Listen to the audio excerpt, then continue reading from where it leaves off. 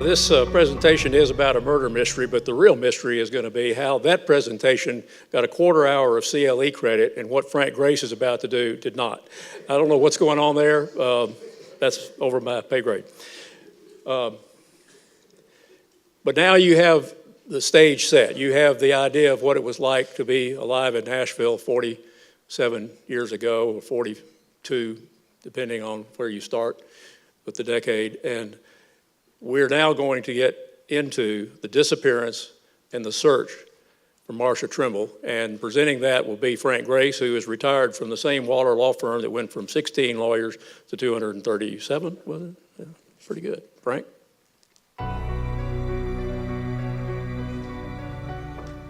Before I begin my remarks, I want to give a shout out to Doug Jones down here. He and his co-author Phyllis Gobble wrote a wonderful book in 2010 that cover all these events we'll be talking about today. And a lot of my remarks are taken from that effort. The late afternoon hours of February 25th, 1975 were the prelude to a series of events that would tear the fabric of Nashville in ways that subsequent tragedies such as tornadoes and floods could not. If Marcia Trimble's neighborhood was idyllic, it contained many of the specifications for that characterization. It was in a quiet, wooded area sought by young families, where the lack of through streets limited and slowed traffic. It was a place where children could safely skate, ride their bikes, roam their neighbors' yards and nearby woods, and stay out until the streetlights came on. Marcia, who was 9 at the time, lived at 4009 Copeland Drive with her mother and father, Virginia and Charles, and her older brother, Chuck, who was 12. Marcia's mother taught preschool at Westminster Presbyterian and was Marcia's Girl Scout leader. Charles Trimble was an MBA graduate, Vanderbilt graduate, and was employed by long-term Nashville Machine Company. He was also a scout leader. The night of the February 25th, Mr. Trimble had a troop meeting scheduled, which meant that the family needed to gather for dinner before 9. Old school again there. Early around 4, Marcia had arrived from Julia Green's school and watched TV for a while she snacked on some fruit. Let me risk some further technical difficulties. This is the neighborhood here. You see Hobbs Road, Estes coming from downtown. Harpeth Hall here was all woods up to the school. That was all woods at this time. You see Dorcas comes in here, there. These end, they don't go out. Linwood Boulevard was the only street behind them. This development here was not there, so this was all woods in here. They were bounded by Hobbs and Estes, and then these circular streets in here that we'll be talking about. Around 4:30, Marcia left home to deliver Girl Scout cookies up and down Copeland. As she left, she met her neighbor and classmate, March Edgerton, who lived across the street. March bought a couple boxes of cookies and nibbled on them as he ambled along with Marcia. Marcia made deliveries along her side of Copeland and crossed Dorcas and went to the Collins home. After that, she went across Copeland to the Womack home, where 15-year-old Jeffrey answered the door. Jeffrey said he didn't have the money to pay her now, but as soon as his mother returned, he would get the money to her. Coincidentally, his mother was right across the street at the Collins home having her hair done by Ms. Collins and saw Marcia in her yard about 4:40. As Marcia left the Womack home and headed back towards her house along Copeland, she would have passed the daycare center on the corner of Copeland and Dorcas, owned by a lady by the name of Peggy Morgan. It was getting close to pickup time. And as Marcia walked along Copeland, her father driving home from work, drove up past her, to her, and saw her, and they chatted for a minute. And Ms. Collins observed that meeting from her home. And Marcia and March continued on down Copeland, past her house, and sat down in front of the Rolfe home next door to the Trimbles. They sat down and munched on some cookies. Marcia's mother spotted them from her kitchen window, went out and asked them what they were up to, and Marcia said they were simply waiting for Ms. Maxwell and some of the other people along Copeland to come home so she could deliver their cookies. About 5:10, Marcia's grandmother drove down Copeland, pulled into the Trimble's driveway. Marcia spotted her and rushed to tell her that her cookie order was ready. And she helped her grandmother unload some items from the car and went into the house and to her room. At approximately 5:15, March Edgerton's mother pulled out of her driveway on the way to pick up her older son at the Green Hills YMCA, and she was also going to stop and pick up some items from McDonald's. She saw March across the street and stopped to ask him what he would like. About this time, a neighbor, Jody Macy, arrived at the Edgerton home to play basketball. Another neighbor, John Thorpe, who lived on Estes and whose backyard provided access to the Edgertons, arrived about 5 minutes later. Jody Macy, by the way, saw Ms. Edgerton driving down Copeland and to Dorcas. Third teenager arrived about 5:30 and joined the other two in their game. This latest arrival noticed Chuck Trimble riding his mini bike in front of the Trimble home. He did not see Marcia. Shortly before 5:30, Marcia hurried to leave her house, and as she did so, her mother told her to put on a coat.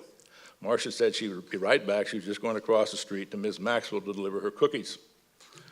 As she left the side door, her brother Chuck and March Edgerton were playing basketball in the Trimble driveway. Chuck asked her if she wanted to play, and she said she'd be right back, and cut across the Rolf's yard on her way to the Maxwells. Moments later, Marie Maxwell pulled into her driveway and up to her back door. As she went around the car to extract her infant daughter from the car seat, she looked through the hedge that separated her driveway from the Howard residence next door. She saw and recognized Marcia and two other individuals. Marcia, she knew well, and she also recognized the Girl Scout cookie box. One of the individuals with Marcia was smaller, kind of Marcia's size. The other, who she thought was male, was adult size, with bushy hair and an overcoat that hung about the person's knees. Ms. Maxwell went inside, got her checkbook out, anticipating Marcia would be there shortly. She thought it was strange for Marcia to be in the Howard's driveway because Ms. Howard didn't buy Girl Scout cookies. She was elderly, almost 70, poor thing. She didn't buy cookies. She didn't like kids in her neighborhood or on her property. Moments earlier, as Ms. Maxwell was driving down Copeland, she was spotted by a lady by the name of Sally Ray, who had gotten off the bus, as she did every day, at the corner of Hobbs and Copeland, and was walking down Copeland to her home. Both women recall seeing the other. Ms. Ray was confident at the time because she always liked to be home just in time to turn on John Chancellor and the 5:30 news. Sunset that night was at 5:37. Around 5:35, Ms. Edgerton returned home with her older son, who joined the other three boys playing basketball, and they played until 6 or 6:15. Between 5:45 and 6, Virginia Trimble went outside to call Marcia for dinner. There was no response. She saw the four boys playing in the Edgerton's driveway. In the Howard's driveway, she saw Marcia's two dogs, Popcorn and Princess. These two dogs followed Marcia everywhere, but this time they ran back across the street and just jumped up on the porch. Ms. Trimble called Marie Maxwell and then the Thorpes because Ms. Maxwell made an assumption that Marcia maybe just continued straight on Howard's driveway. If you went straight through, it would run into the back of the Thorpes' home on Estes. Ms. Trimble called several other neighbors who had seen Marcia early in the afternoon. She went back out to call Marcia again, and she did so. She saw Ms. Harris and her two daughters. Ms. Harris lived next door to in one house past the Edgertons. There were people out and about, is the point here. You've seen Sherman Nickens. About 7:15, Charles called. I think with the timeline that Charles probably had driven around the neighborhood before he called Sherman Nickens. But anyway, when he did, Sherman was very concerned immediately. He advised Charles to call the dispatcher, ask for a patrol car, and ask the dispatcher to alert youth guidance. Sherman headed out the door himself, and as he said, he called R.C. Jackson, a homicide detective. The foreboding was beginning to swell. The patrol officers and Major George Curry of the Youth Guidance Division arrived promptly, and by 9 o'clock, the search for Marcia had begun in earnest. The local TV stations had it, and it was on the 10 o'clock news. The two local competitive newspapers soon had reporters on the scene, and their Wednesday editions began to provide full and aggressive coverage. The search for Marcia Trimble was massive, intense, and sustained. It was also disorganized, if not chaotic. Over time, it physically and electronically extended far beyond the Copeland-Dorcas neighborhood, with saturation television and newspaper coverage, the involvement of every level of the metropolitan government, the mayor, the chief of police, director of schools, Boy and Girl Scouts, high school students, and thousands of volunteers. Nashville itself became immersed in this story. The search involved two parallel efforts, a physical search coupled with an investigation into what witnesses in the neighborhood may have seen, with later follow-up on these interviews and follow-up on the innumerable tips from the concerned public, and there were many, and they took people and authorities all over the place. The physical aspects ostensibly would be led by the Civil Defense Rescue Squad, which quickly established its center of operations in a panel truck on the Trimble's front yard. 4 separate divisions of the police department were involved. The youth guidance led by Major Curry overlapped with CD during the search and initial investigation. Each police division had its own command structure, which made the sharing of information and the allocation of responsibilities difficult to coordinate.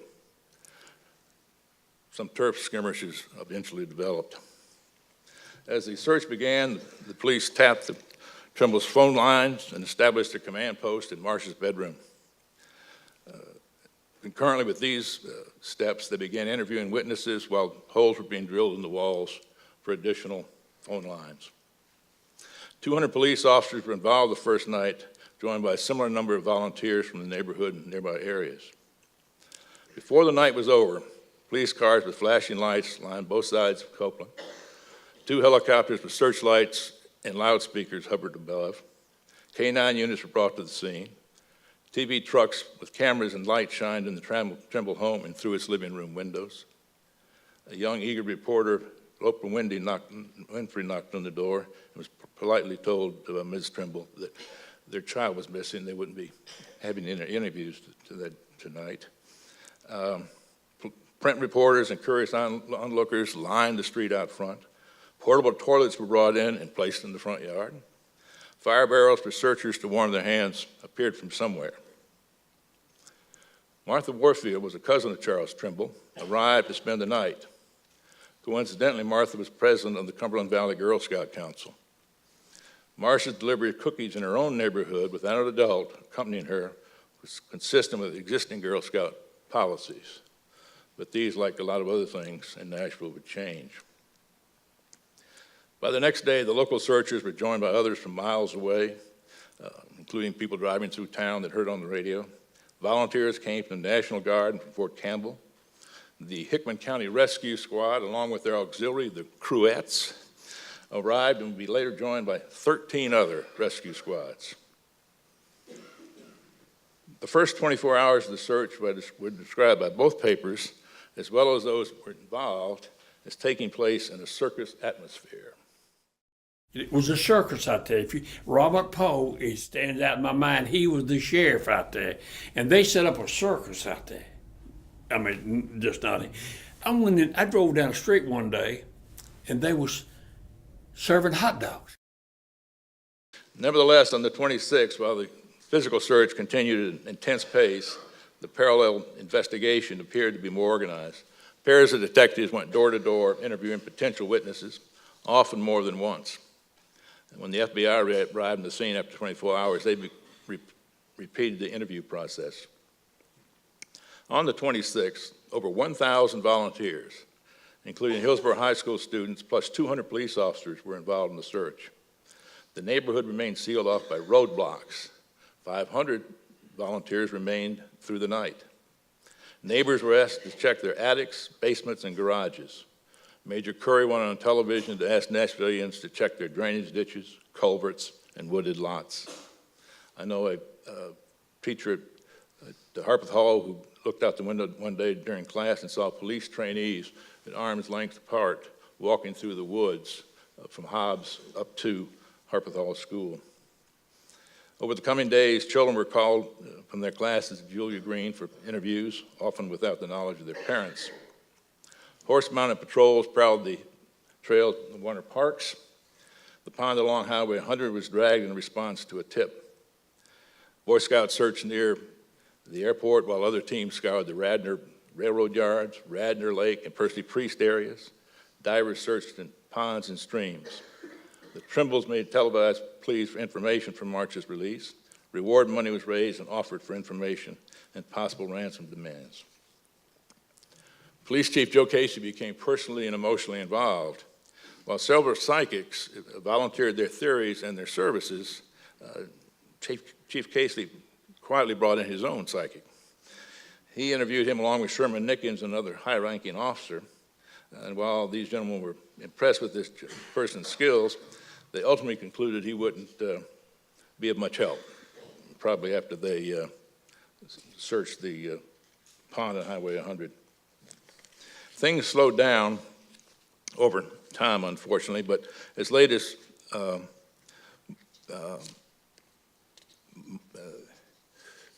2 weeks after that, 400 people came back to renew the search and recovered the ground that had been gone over before.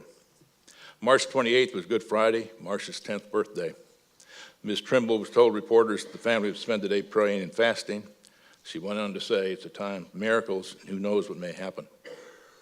Unfortunately, on March 30th, Sunday, around 11 o'clock, Marsh's body was found in the shed right behind the Edgerton's home, 200 yards away from her home and right through the Howard's driveway. Aside from the grief and deep pervasive sadness in the community, consternation and confusion abounded. And you heard this. How long has she been there? How could she have been missed? There must have been more people who crossed the Atlantic on the Mayflower than as many people claimed to have been in that shed. So that was a point of great concern and distress. So the search for Marcia now became one for her killer. Hope for Marcia's return was not all that was lost that day. The neighborhood she loved, and which had already been embroiled in the turmoil of her disappearance, was shattered. On a larger scale, Nashville felt its own vulnerability and sense of loss to the extent that the scars of these events would never disappear. It is cliche to say that Nashville lost its innocence that day, but however characterized, a city of carefree neighborhoods where children were free to roam with minimal supervision and the loosest of boundaries was never the same.